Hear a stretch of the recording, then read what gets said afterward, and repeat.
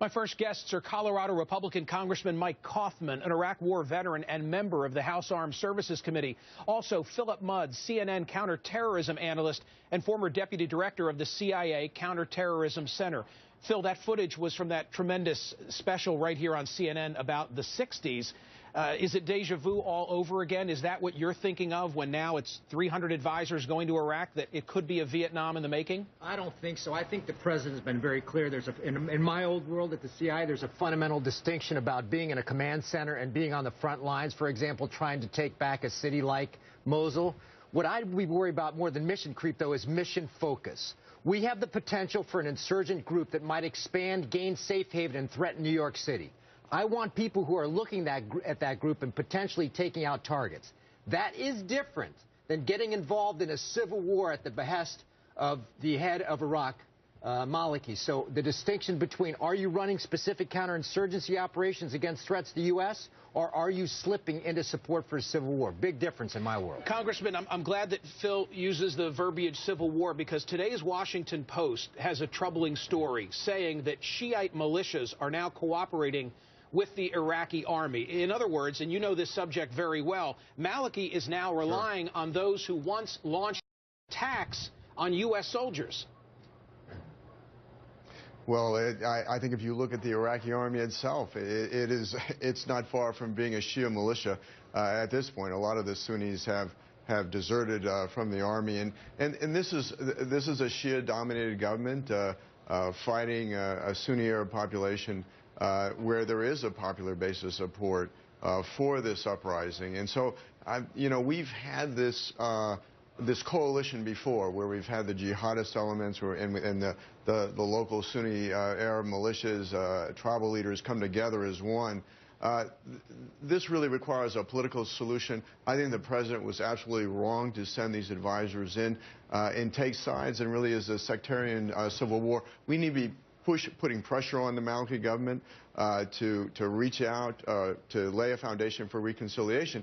And I'm so pleased to see that al-Sistani, the leading Shia cleric in the country, has come out and said there's got to be a significant change in this government.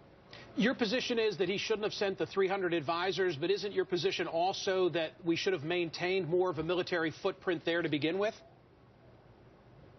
Oh, I think, obviously hindsight's always easy. I think the president, wanted the narrative that, he had ended the war in Iraq. I think that would have been helpful. But, the situation is what it is right now. And we can do a lot of finger pointing to this administration, to the prior administration, and getting us into this.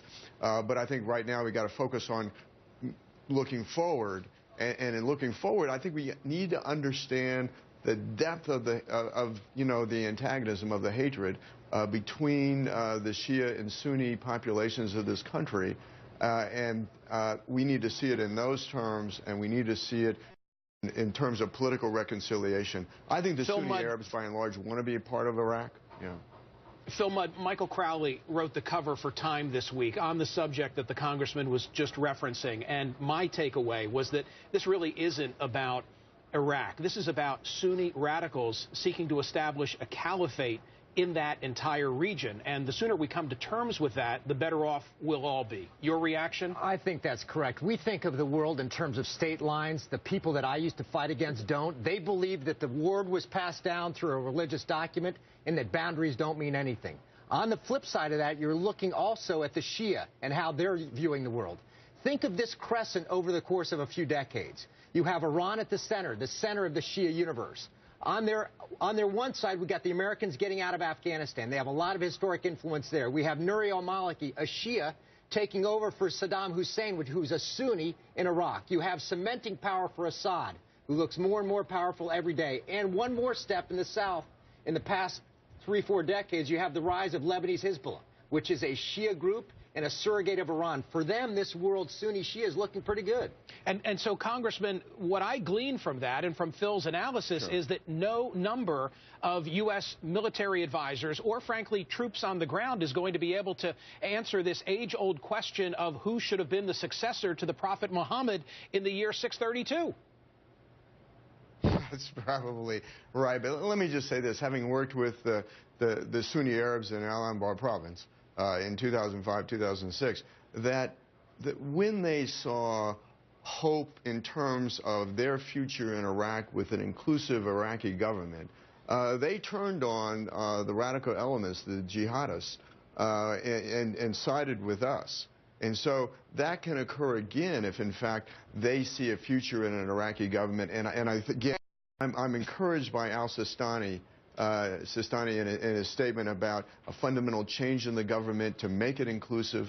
And I think that we need to recognize that this is a political solution that's required and not a military solution. Sending in the 300 advisors without a foundation for reconciliation is taking sides in a sectarian conflict. I hear so much in terms of a political debate here at home, Phil, about how, well, you know, Bush got us into Iraq. Well, Obama took us out prematurely. I'm wondering, wouldn't we be in this same position, maybe not at this juncture, maybe 5 years, 10 years down the road, whenever Saddam Hussein would have died? But it seems to me that the world was headed in this direction anyway. Your thoughts? I think that's correct. Look, like it or not, Americans have a view about democracy that all democracy is good all the time. When you're dealing in countries, whether it's Lebanon, whether it's Syria, whether it's Iraq, that have fundamental divides on a religious basis or an ethnic basis, there is a transition from democracy to stability, and that is revolution. You're not talking about a year of revolution, you're talking about 10, 20, 30, 50. So we got in the middle of a country that has Kurds, Sunnis, and Shia, and before we get stability, we're going to have revolution, and that's what we're seeing now. Congressman Mike Coffman, please stick around. We'll talk to you later in the program. Phil Mudd, thank you as always. You remember